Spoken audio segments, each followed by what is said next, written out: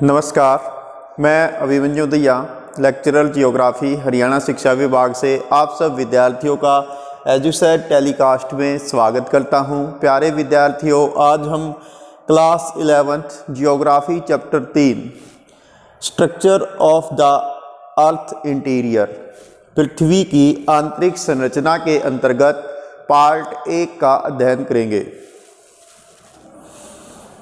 इस व्याख्यान का उद्देश्य आप सब विद्यार्थियों को पृथ्वी की जो आंतरिक संरचना है उससे संबंधित जानकारियों से अवगत कराना है।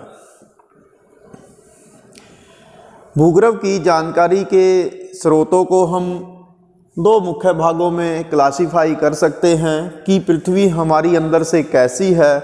उसके कुछ प्रत्यक्ष स्रोत हैं और कुछ अप्रत्यक्ष स्रोत हैं। प्रत्यक्ष स्रोत वे हैं जिनके द्वारा हम डायरेक्टली पृथ्वी के आंतरिक भागों की जानकारियाँ ले सकते हैं, जैसे माइनिंग क्षेत्र हैं, गहरे कुएं खोदना है, पाइपलाइन से ड्रिलिंग करना है, ज्वालामुखी उद्गार होता है तो उसका विश्लेषण करके भी हम पृथ्वी के आंतरिक भागों की जानकारी ले सकते हैं। इसी प्रकार से जो गहरे समुद्रों में प्रवेदन किया जाता है, ड्रिलिंग की जाती है पेट्रोलियम को और गैस को निकालने के लिए, तो उससे भी हमें पृथ्वी के आंतरिक भागों की जानकारी हो जाती है।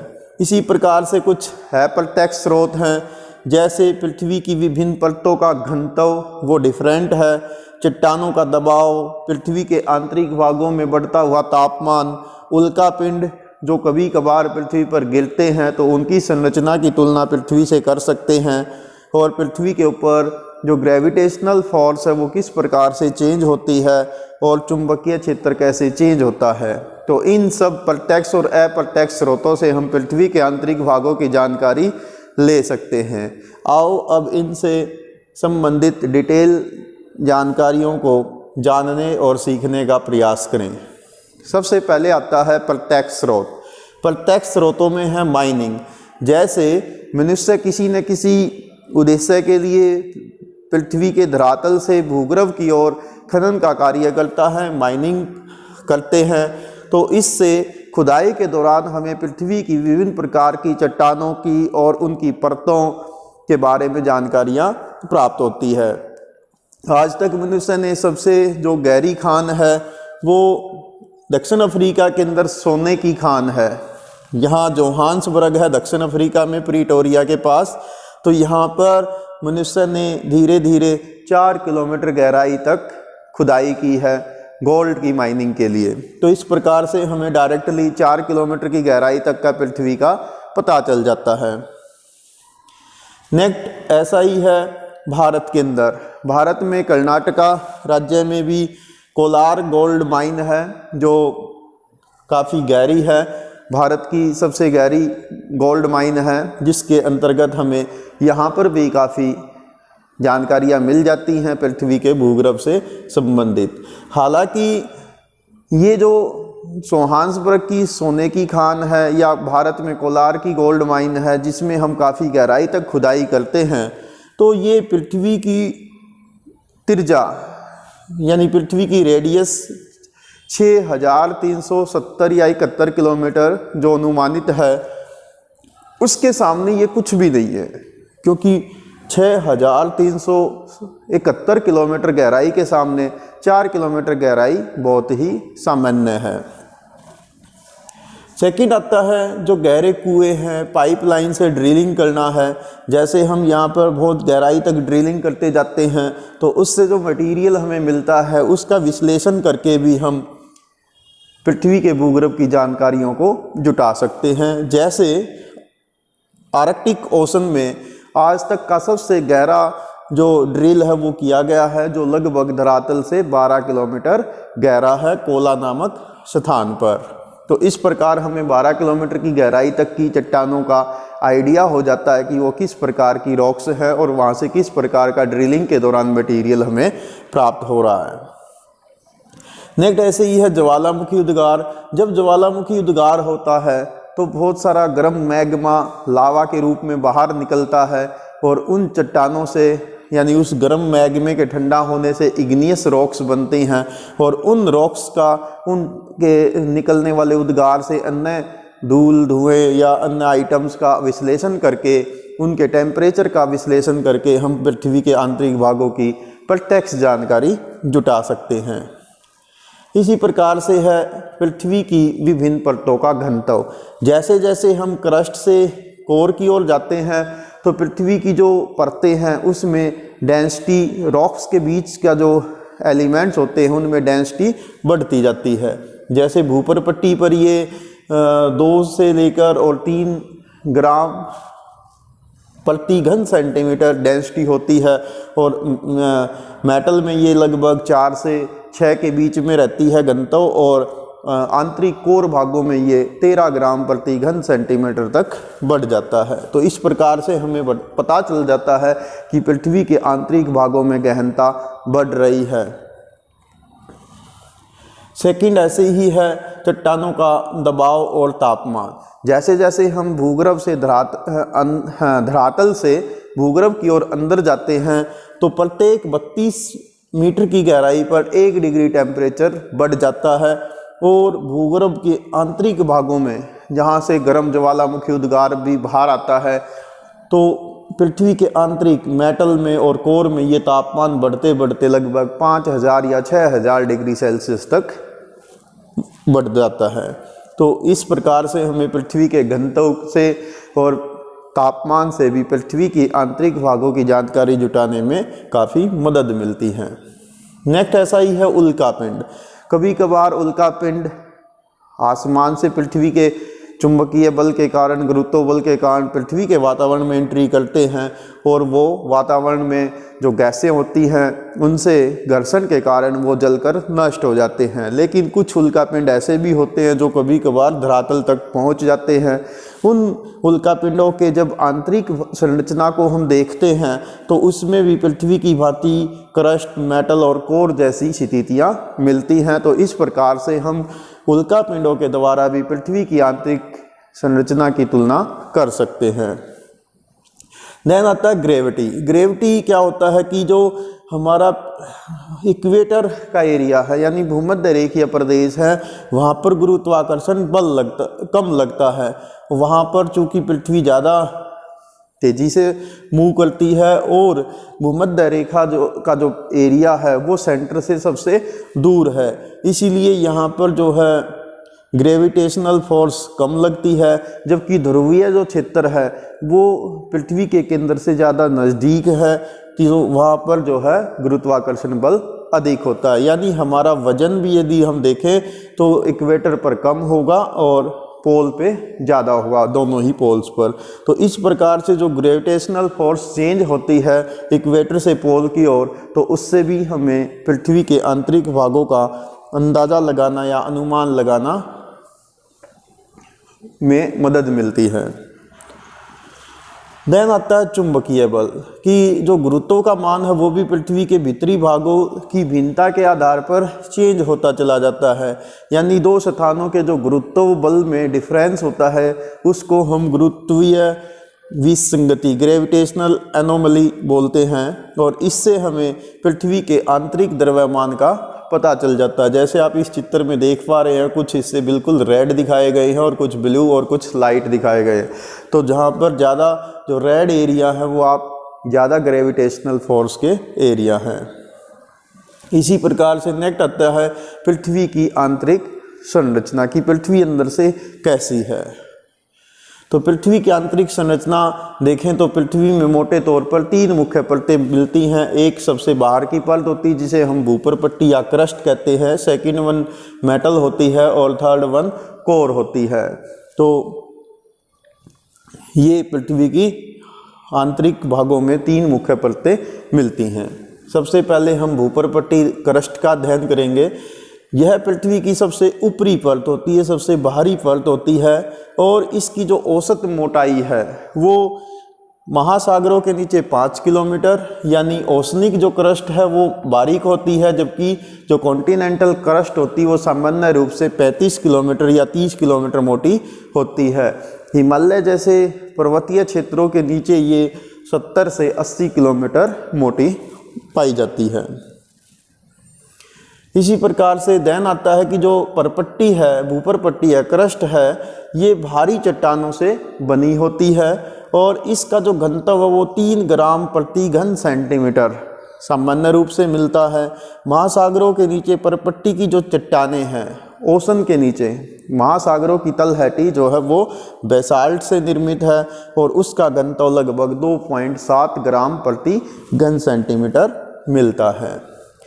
इसी प्रकार से क्रस्ट को हम 2 मुख्य भागों में डिवाइड कर सकते हैं। एक है सियाल जो सिलिका प्लस एल्यूमिनियम से बना हुआ है। जैसे आप ये भूपर पट्टी के 2 भाग देख रहे हैं, एक होता है सियाल जो सिलिका प्लस एल्यूमिनियम यानी Si प्लस Al सिलिका और एल्यूमिनियम से मिलकर बना है।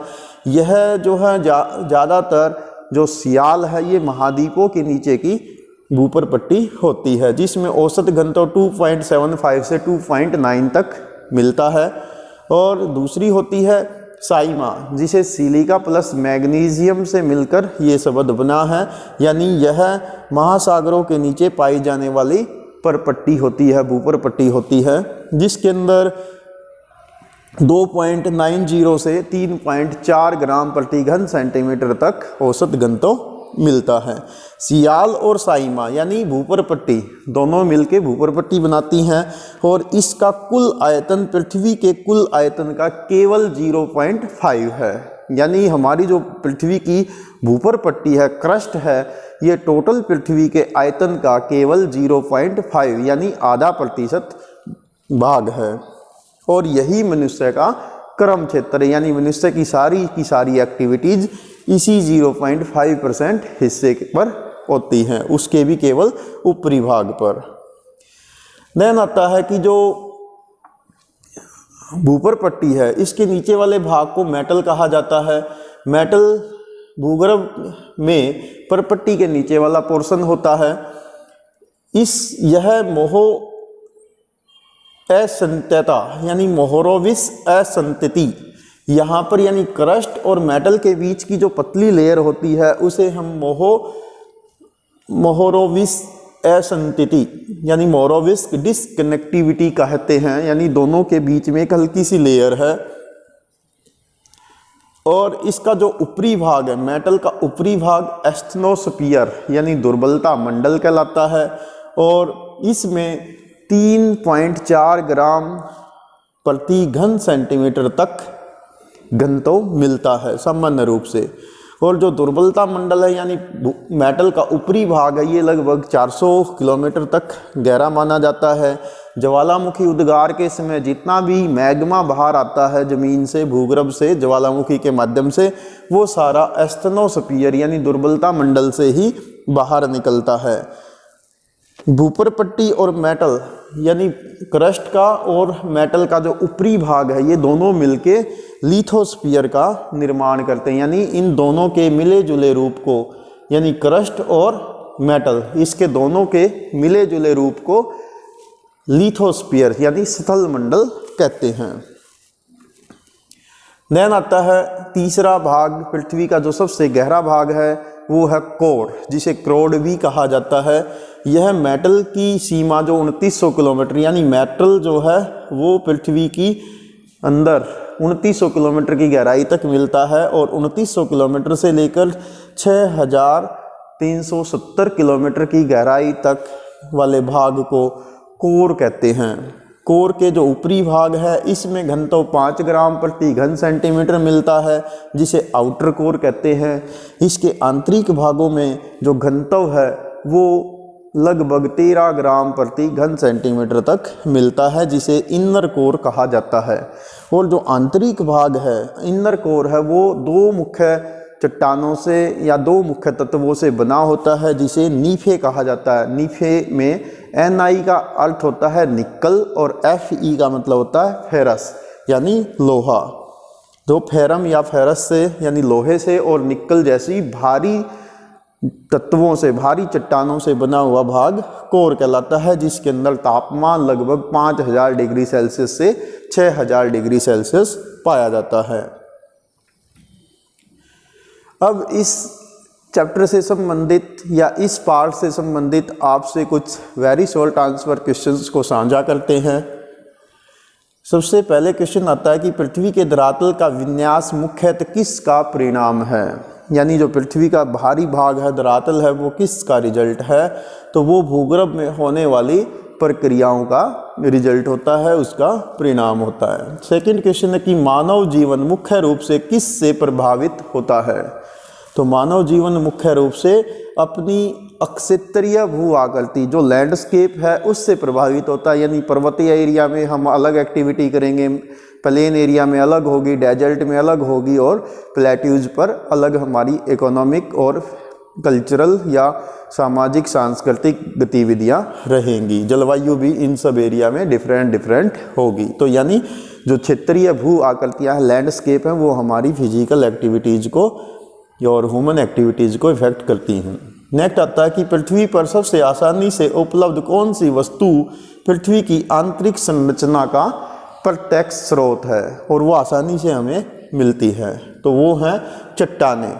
चट्टानों को देखकर हम भूगर्भ की आंतरिक संरचना का अंदाजा, आकलन अच्छे ढंग से विश्लेषण कर सकते हैं। देन आता है क्वेश्चन कि विश्व की सबसे अधिक गहराई की जो खान है, माइन है, वो कौन सी है? तो वो आई थी जोहान्सबर्ग के अंदर, दक्षिण अफ्रीका के अंदर गोल्ड माइन, सोने की खान है, जो लगभग 4 किलोमीटर गहरी है। देन क्वेश्चन आता है कि पृथ्वी की त्रिज्या यानी पृथ्वी का रेडियस कितना है? तो वो है 6370 किलोमीटर, 6370 किलोमीटर। और यदि पृथ्वी के सर्कमफ्रांस की बात करें तो वो पोलर जो सर्कमफ्रांस है वो 40,008 किलोमीटर है, और यदि इसको इक्वेटोरियल देखें तो ये 40,075 किलोमीटर है। देन आता है कि पृथ्वी की सबसे भारी और सबसे हल्की परत कौन सी है? सबसे भारी और सबसे हल्की।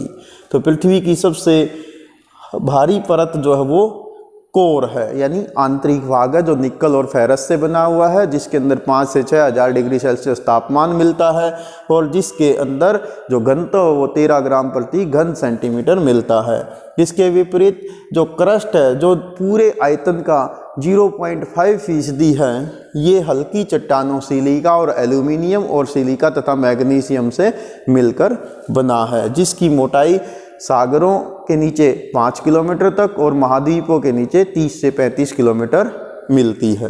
तो ये हल्का है भूपर पट्टी। देन आता भूपर पट्टी, मेटल और क्रोड का आयतन कितना है? तीनों का हमें बताना पड़ेगा। तो वो है भूपर पट्टी जो कुल हमारा भूभाग है उसका 0.5 से 1% है, यानी औसतन ये आधे से 1% है, और मेटल जो है वो लगभग 83% है, और क्रोड जो वो लगभग 16% है।